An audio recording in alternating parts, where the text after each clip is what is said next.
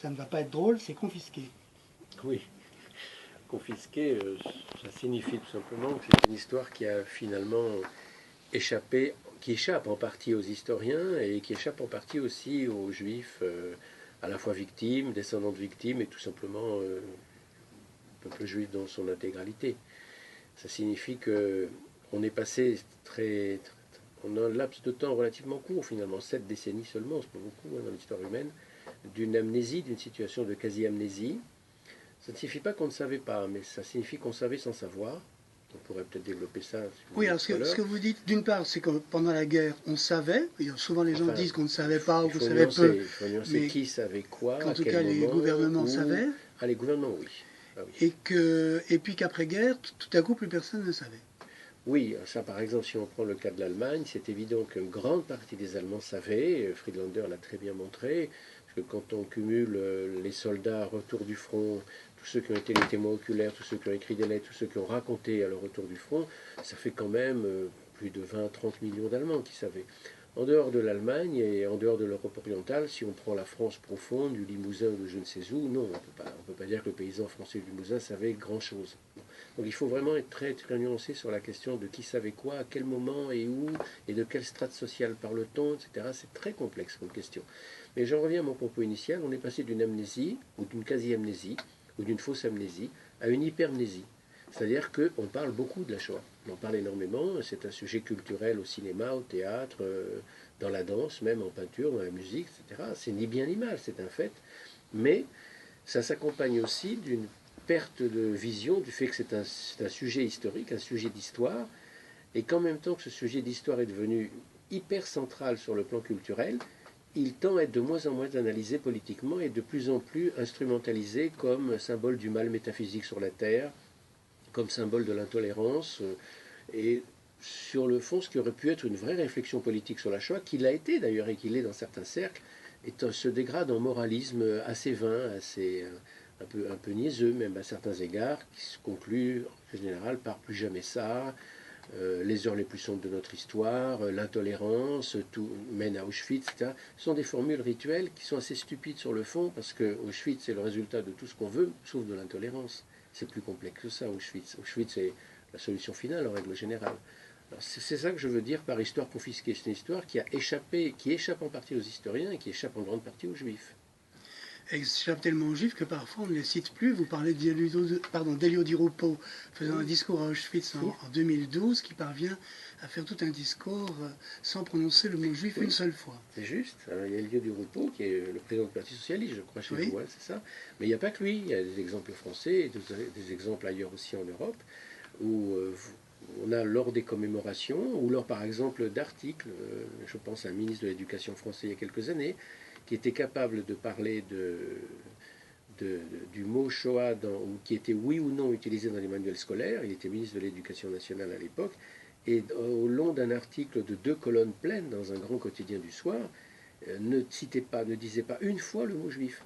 C'est-à-dire que tout se passe comme si on avait à faire une déjudaïsation de ce qu'a été le génocide des juifs en Europe, mais cette déjudaïsation n'est pas nouvelle. C'est ça le fait le plus frappant, c'est qu'on constate qu'elle est concomitante de l'événement lui-même. Par exemple, quand les nazis massacrent à Babi Yar, on le sait, c'est pratiquement 30 000 juifs en l'espace de 2 jours, les soviétiques immédiatement déjudaïsent la catastrophe. On a affaire à la formule rituelle selon laquelle c'était des patriotes qui ont été assassinés, des antifascistes, par les bandits hitlériens. Les antifascistes, c'était des nourrissons de quelques jours, ou des bébés de quelques mois. Bon. Et ça a continué comme ça tout au long dans l'Europe orientale, tout au long, quasiment jusqu'à l'effondrement du mur de Berlin, un peu avant peut-être, si vous voulez. Mais dans l'ensemble, cette tendance lourde à la déjudaïsation, c'est une tendance qui anime l'Europe entière.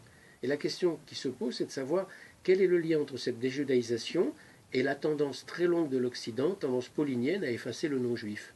Et moi, il me semble, au bout de cette enquête, qu'en fait, il s'agit exactement de la même chose. On arrive au même résultat.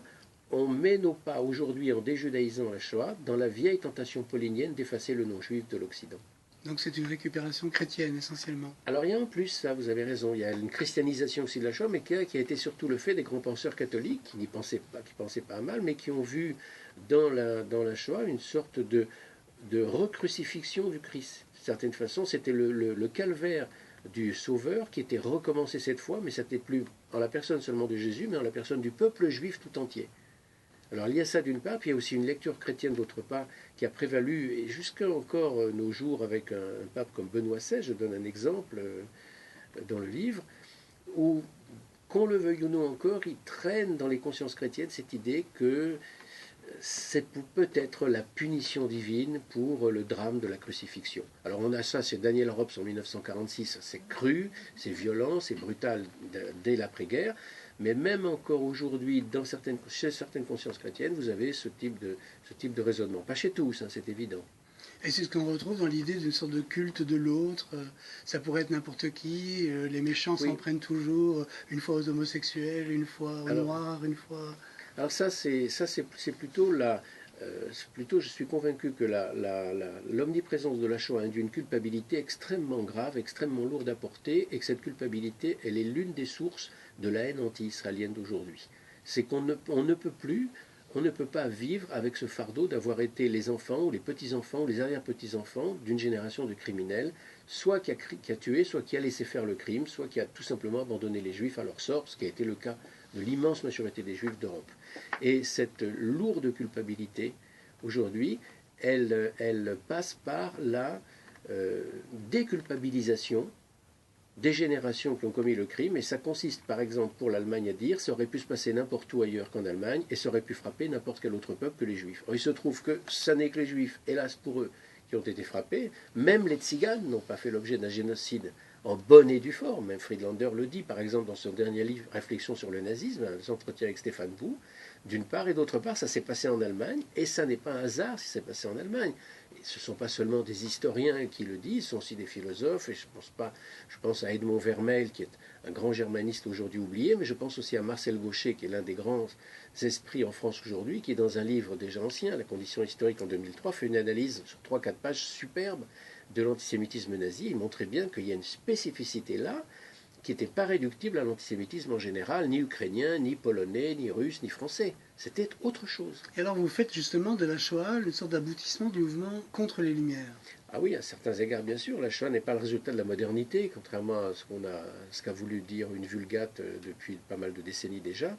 Mais c'est bien les anti-lumières qui ont triomphé en Europe, qui triomphent en Europe déjà à la fin du XIXe siècle. Ce sont elles qui l'emportent de façon prégnante dans les esprits avant la guerre de 14 et qui l'emportent encore plus après la guerre de 14. Ce sont ces anti-lumières qui ont complètement disparu des programmes scolaires après 1945, ce sont elles qui triomphent dans les années 20 et dans les années 30 et qui aboutissent à l'élimination des malades mentaux, à l'élimination des vies inutiles, comme disent les médecins nazis, et à l'élimination des juifs. C'est la même logique du biopouvoir, la même logique darwinienne d'élimination des vies en trop.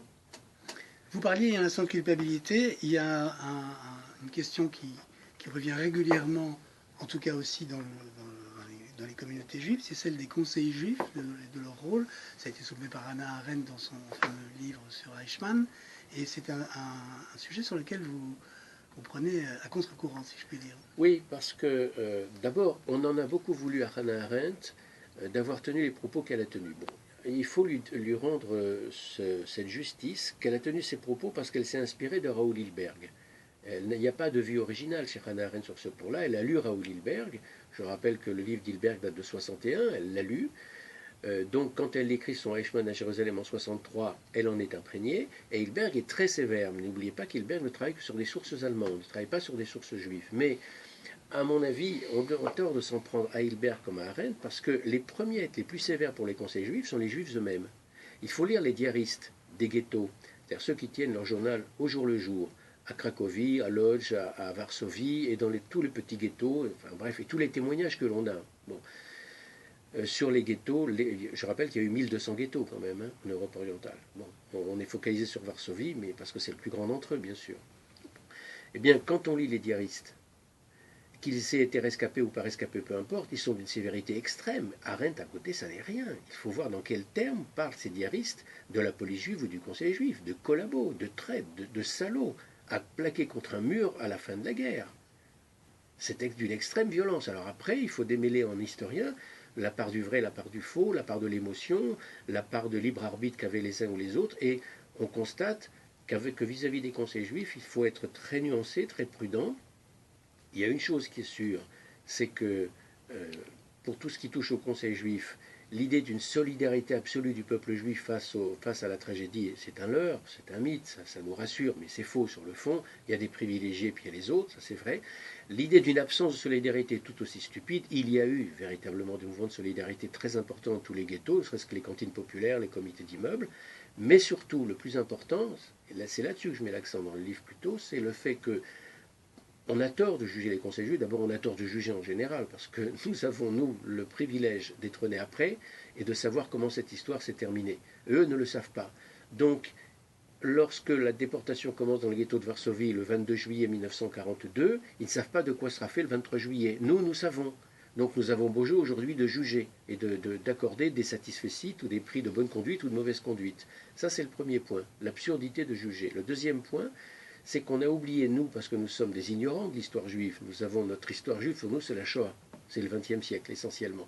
Eux, ces gens-là, étaient tous des gens qui avaient été formés à l'école juive, que ce soit l'école sioniste, l'école bundiste, l'école yiddishiste, tout ce que vous voudrez. Bref, ils avaient une culture juive très forte en matière d'histoire juive. Et en matière d'histoire juive, ils étaient tous imprégnés du souvenir de Hanan ben Zakkai, c'est-à-dire de Yavne. À savoir que face aux Romains, il y avait deux possibilités. Soit la résistance spirituelle de Ben Zakkai, et c'était Yavne, la petite ville qui est à côté d'Ashdod aujourd'hui, en Israël, soit c'était la résistance par les armes, et ça sera Masada, et la fin tragique la fin tragique des défenseurs juifs de Masada en 73. Bon. Donc toute l'histoire juive montre que c'est Ben Zakkai qui a eu raison. La survie du peuple juif passée par l'étude, ils ont eu le tort. Nous, c'est facile de dire ils ont eu le tort, parce que nous savons comment ça s'est passé. Ils ont conclu que face aux nazis, ils avaient affaire une fois de plus à un péril grave, un péril mortel, certes un péril beaucoup plus grave que d'autres, mais ils pensaient qu'une fois de plus encore, la vieille tactique de l'accommodement, à la Ben Zakkai si vous voulez, fonctionnerait, et que de cette tragédie-là encore, on verrait un jour le bout, et une grande partie du peuple serait sauvée. Ils ne pouvaient pas imaginer que tous étaient condamnés à mort. Et ce serait aujourd'hui d'une rare stupidité, sans compter une obscénité morale, que de porter un jugement sur des gens qui ne pouvaient pas ne pas se tromper.